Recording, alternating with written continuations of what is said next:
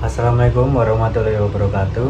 Perkenalkan, nama saya Fauzan Primakusuma dengan NIM 2309131264. Kali ini saya bersama Mas Chandra Mahardika yang akan bercerita tentang bisnis keluarga. Oke teman-teman, mungkin saya mulai dari perkenalan diri saya terlebih dahulu ya. Nama saya Chandra Mahardika, saya biasa dipanggil Chandra, dan saya lahir di Kabupaten Kebumen, Desa Karanggayam, Kecamatan Karanggayam. Nah, di desa tentu kalian pasti identik dengan adanya banyak pergunungan dan sawah-sawah yang ada di desa. Kebetulan saya lahir di Desa Karanggayam, lalu dibesarkan oleh kedua mbah saya. Untuk profil atau biografi mbah saya, itu mbah saya dulunya bekerja sebagai PNS atau guru. Nah, setelah beliau pensiun, beliau bingung di rumah ingin melanjutkan pekerjaan seperti apa. Lalu mbah saya itu mulai menanam padi, menanam tembakau yang nantinya tentu menjadi sumber sumber mata pencarian tambahan. Kebetulan saya waktu SMA itu sering membantu mbah saya.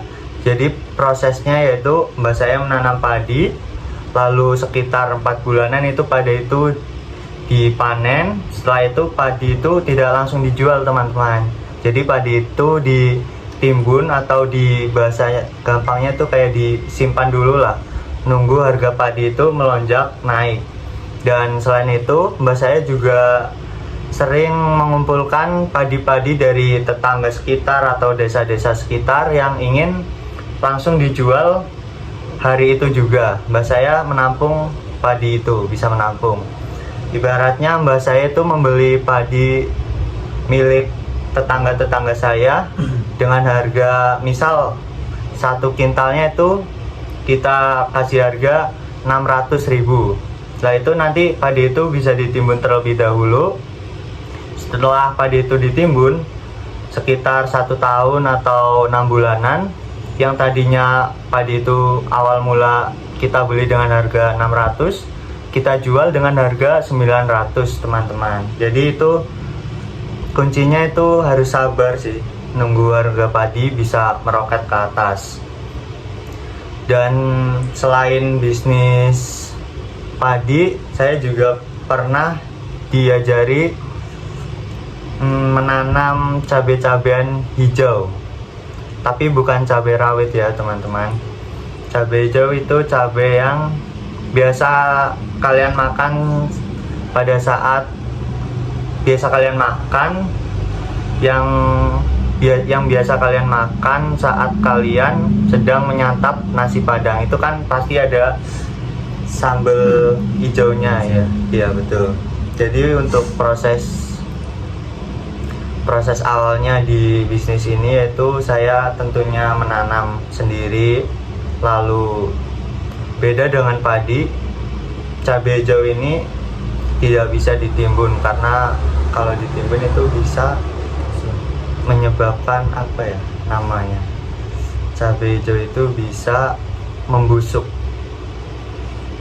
Proses terjadinya bisnis ini yaitu saya menanam cabai.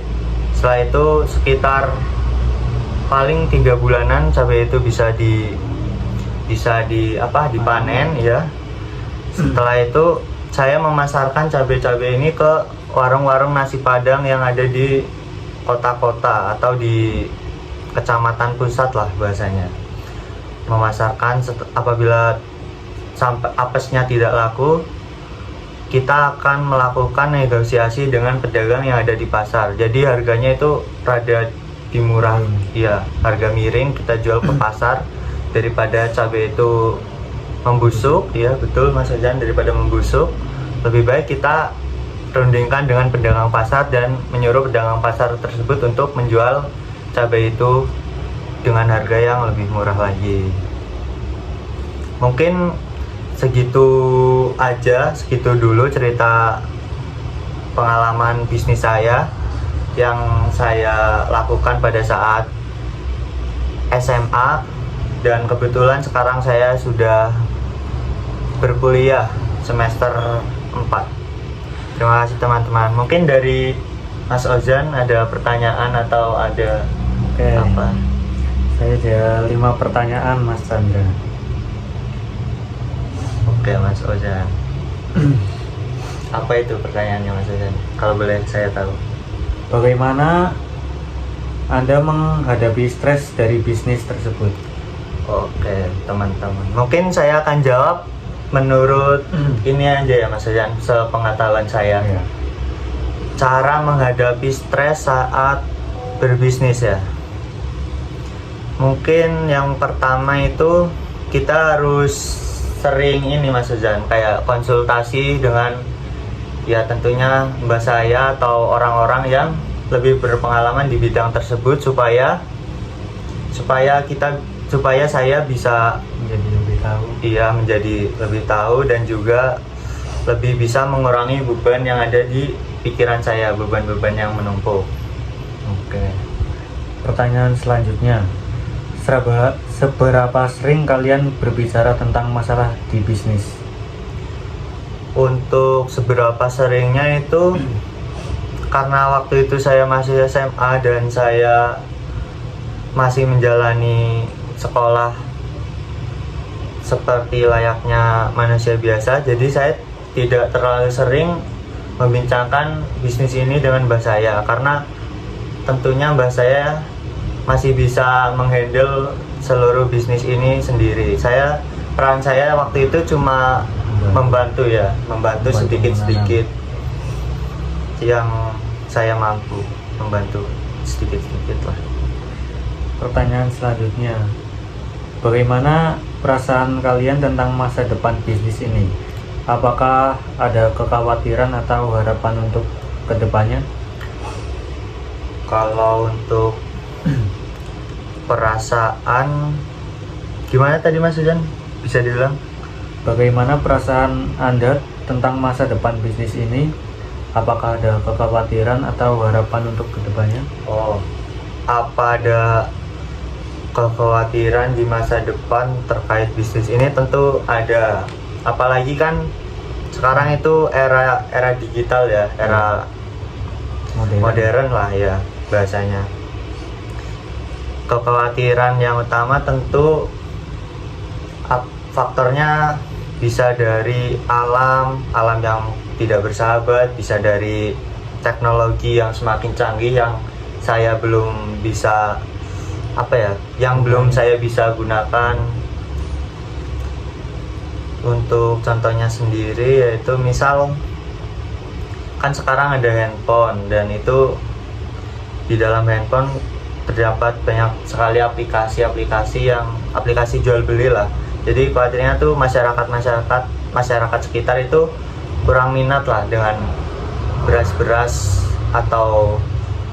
atau cabai yang para petani tanam sendiri. Jadi takutnya mereka lebih suka beras impor atau cabai impor yang mungkin rasanya lebih enak dan mungkin harganya lebih murah.